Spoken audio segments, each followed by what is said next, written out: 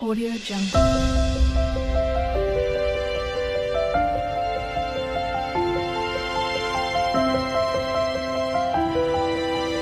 Audio Jungle.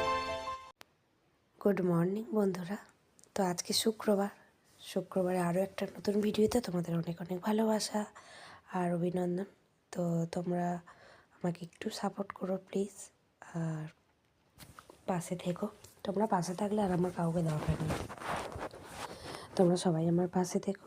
তো সকালবেলা উঠে আগে আমি বিছানাটা বাবু গুছিয়ে নিয়েছে, আর ওর তো স্কুল চালু হয়ে গেছে, বই দিয়ে দিয়েছে, খাতা কিনে দিয়েছি, ও স্কুলেও যাচ্ছে, পড়তেও যাচ্ছে। তো তারপরে ওকে 7:30টার সময় করে আমি তুলে দিই, আর নোংরার গাড়ি আসে তো 9টার সময় করে, তো তখন নিয়ে আমি উঠে নোংরার গাড়ি, তার আগেই আমি উঠে যাই। তো বাবু ওঠে 7:30-8টার সময় পড়তে, ও পড়ে টরে তারপরে ও দুটো বিছানা গুছিয়ে দেয়। বিছানা গোছানোর কাজ হলো আমার ছেলের, ও বিছানা গুছিয়ে দেয়, কারণ আমার হয়ে ওঠে না, জানো তো। মাম্মা উঠলেই তো একদম কান্না করবে, ওকে দুধ খাওয়াতে, ওকে গোছাতে, ফ্রেশ করাতে আমার সময় লাগে। তো ওই জন্য তারপর তোমাদের দাদাভাই আসে 9টার সময়। তো 9টার সময় আসলে তোমাদের দাদাভাইকে একটু চা করে দিই, টিফিন করি, দুজনে মিলে একসঙ্গে চা খাই, টিফিন খাই। তো তারপরে দেখো মিঠুরি নিয়ে এসছে টমেটো, কুমড়ো, এগুলো তো সবজি তোমাদের আগের দিনের ভিডিওতে শেয়ার করেছি, তো সেইগুলো আজকে রান্না করব। তো আজকে দেখো কুমড়ো দিয়ে, টমেটো দিয়ে আর মিঠুলে দিয়ে চচ্চড়ি করবো চিংড়ি মাছ দিয়ে। তো চিংড়ি মাছটা অনেকটাই এনেছে তোমাদের দাদাভাই, আমি ভাবছি যে একেবারে রাতের রান্নাটাও করে নেবো, জানো তো। তাহলে আর রাতে সবজি আছে যেহেতু, আর চিংড়ি মাছও আছে, তো এই জন্য আর কোনো রাত্রে আবার ফের তো একই জিনিস করতে হবে। তো এই জন্য দুপুরবেলা ভাবলাম মিটুলি দিয়ে চিংড়ি মাছ দিয়ে চচ্চড়ি করবো, আর কালকের না লাউ ডালটা থেকে গেছে, তো ওটাই চালিয়ে নেবো আজকে। তো ওটাই খেয়ে নেবো দুপুরবেলা। আর রাত্রেবেলা বাঁধাকপি দিয়ে চিংড়ি মাছ করেছি, রাতের জন্য বাঁধাকপি চিংড়ি মাছ করবো, আর করেছি না করবো, আর রুটি করবো ভাবছি। তো তারপর এই সবজিগুলো কাটতে একটা সময় লাগে না, আর মামামকে খাইয়ে দিয়েছি, আর শাশুড়ি মা কিন্তু ওকে সবসময় নিয়ে থাকে। আর তোমাদের দাদাভাই নাইটে ডিউটি যাক যেহেতু, আমার অসুবিধা হয় না, জানো তো, মামামকে নিয়ে ঘুরে বেড়ায়, কারণ মামামকে একজনকে নিয়ে থাকতে হয়। আবার মাম্মা আবার সোফায় বসিয়ে দিলে ওর বসে বসে টিভিও দেখে, ওর কোনো ঝামেলা নেই, ও কিন্তু কান্না করে না বেশি। আমার লক্ষ্মী মেয়ে, জানো তো, ভগবান আমাকে একটা লক্ষ্মী মেয়ে দিয়েছে। তো যাই হোক, তো তারপরে এগুলো কেটে কুটে নিয়ে রান্না করে নিলাম। রান্না টান্না করে ফুল গাছগুলো না বেশ ভালো ভালো ফুল দিয়েছে, গাছে ফুল ভর্তি হয়ে গেছে। তো আমাদের এই যে মাটি না একদম উর্বর না, রাবিশ ফেলে ফেলে না মাটিগুলো অনুর্বর হয়ে গেছে। তো ওই জন্য আমার বাপের বাড়ি থেকে সার দেওয়া মাটি নিয়ে এসেছি। আমার বাপের বাড়ির ওদিকে না সবাইয়ের বাড়িতে বাড়িতে নার্সারি বাগান, তো এইখান থেকে নিয়ে এসেছি। যে গাছগুলো আমি এই আমাদের এখান থেকে 80 টাকা 70 টাকা করে নিয়েছি, আমার কাকার গার্ডেন থেকে বিনা পয়সায় নিয়ে এসেছি। কাকা বলে না, আমাদের ওখানে 10 টাকা করে এই গাছগুলো। হয়তো বলতেই পারো যে তোমার কাকার গাছ বলে তোমাকে বিনা পয়সায় দিয়েছে, না গো, আমাদের ওখানে গার্ডেনে 10 টাকা 5 টাকা করে গাছ, জানো তো, এখানেই দাম বেশি। যাই হোক, তো তারপরে বাবু তো স্কুলে চলে গেল, আর আমার ছেলে কী বলো তো, টিফিন খেয়ে স্কুলে যায়, ভাত খেয়ে স্কুলে যাবে না, ওকে আমি 1000বার বলে বলে পারি না। সেই ছোটোবেলা থেকে অভ্যাস টিফিন খেয়ে যাওয়া সকালে, তখন মর্নিং স্কুল ছিল না, তো ওই সকালে ওই অভ্যাসটা থেকে গেছে, ও আর ভাত খেয়ে যায় না, টিফিন খেয়ে স্কুলে যায়।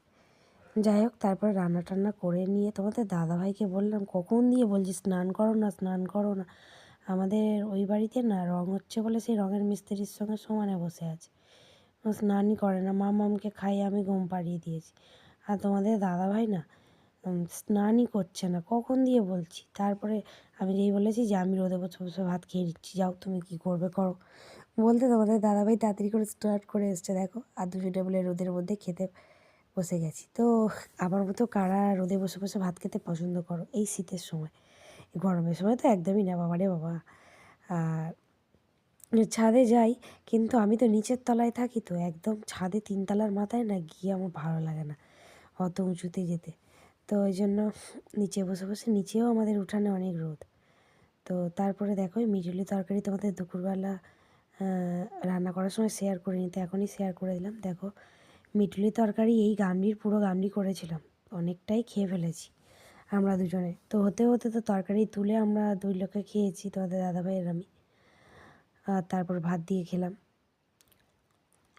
আর দেখো এটা হলো বাঁধাকপির তরকারি। তো আজকে আমি রান্না করেছি, কিন্তু না রান্নাঘরটা ভালো করে পরিষ্কার করিনি। তো এই জন্য কী করেছি, তোমাদের দাদাভাই দেখো, আমি একটু শুয়েও পড়েছিলাম খাওয়া দাওয়া করে মাম্মামকে নিয়ে। মাম্মাম ঘুমো ঘুমো হয়ে গেছে, ও কিন্তু আজকে ভাত খায়নি, ও আজকে দুধ খেয়েই আছে। মেয়েটা না এত কিছু খাওয়াচ্ছি, কোনো কিছুতেই কোনো কিছু হচ্ছে না জানো তো, ঠিকঠাক রোগাই হয়ে আছে। আর খেতেও চায় না এখন ভালো কিছু। তারপরে ঘুমটুম দিয়ে আমি একটুখানি ঘুমিয়ে পড়েছিলাম, ঘুমটুম দিয়ে উঠে তারপরে রুটি করলাম আটা মেখে। রুটি ফুটি করে বাঁধাকপির তরকারি মাইক্রোওভেনে গরম করে দিলাম, তোমাদের দাদাভাই ডিউটি যাবে। তারপরে দেখো রান্নাঘরটা পুরো 1 হাঁটু হয়ে আছে, রান্নাঘরে এত নোংরা হয়ে আছে যে কি বলবো। আর গ্যাসটাও কি অবস্থা হয়ে আছে, টালি ফালিগুলো আমার না একদম রান্নাঘর না নোংরা একদম পছন্দ করতে পারি না, একদম নোংরা পছন্দ হয় না। রান্নাঘর বলো, ঘর কান্না নোংরা না আমার একদম পছন্দ হয় না। আমি নিজে কালো, তো কী হয়েছে, আমি নিজে হয়ে থাকলে কী হবে, কালো তো কী হয়েছে, আমি কিন্তু নিজেকেও পরিষ্কার পরিচ্ছন্ন রাখি। এত শীতে আমি প্রতিদিন সাবান না মেখে আমি স্নানই করি না। আর শ্যাম্পু তো আমি করবোই সপ্তাহে 2 বার, যেটা আমার গরমকালে অভ্যাস, শীতকালে অভ্যাস। তাও মাম্মামের জন্য না করে উঠতে পারি না, ওর সর্দি লেগে যাবে বলে। তো তারপরে দেখো তোমাদের সঙ্গে কথা বলতে বলতে বক বক করতে করতে বাসনটাও মেজে নিচ্ছি। অনেকটা বাসনও পড়েছিল আমার দুপুরবেলা কড়া টড়াগুলো, হাঁড়িটা মেজে নিই দুপুরবেলা রান্নার বাসনের সঙ্গে। আর এই কড়াটা থেকে গেছে, আজকে বাঁধাকপিটা তোমাদের দাদাভাই লাস্টে নামিয়েছে। আর তারপরে বসে বসে না গরমে শাশুড়ি, আমি, শাশুড়ি, বউ, ছেলে 3 জনে গল্প করছিল। গল্পটাই হলো মেন কাজ জানো তো, গল্প করলে আর এই শীতের সময় আর কোনো কাজ করে ওঠে না। আর ঠান্ডায় ঠান্ডায় বসে থাকলে তো আরও কিছু না।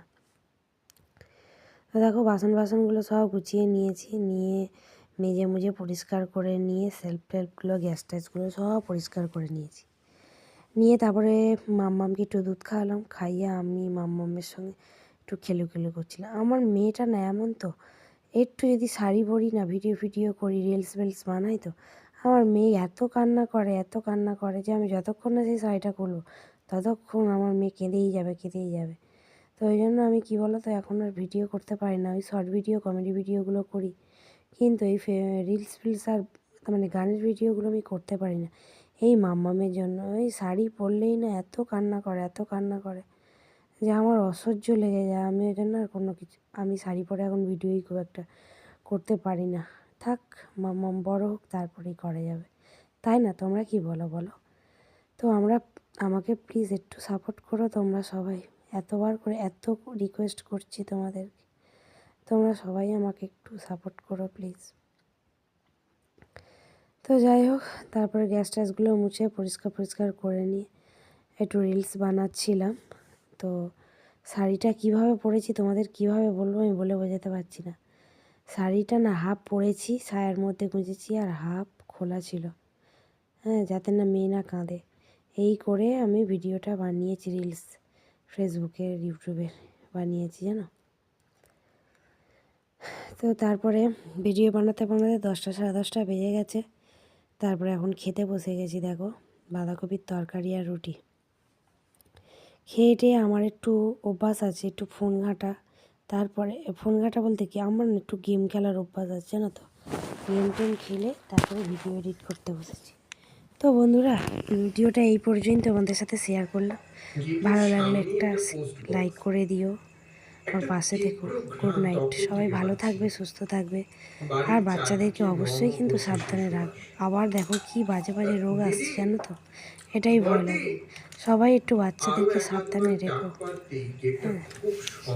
তো যাই হোক, গুড নাইট, আবার কালকে আসছি নতুন একটা ভিডিও নিয়ে, আবার দেখা হচ্ছে তোমাদের সাথে, আবার কথা হচ্ছে কালকে।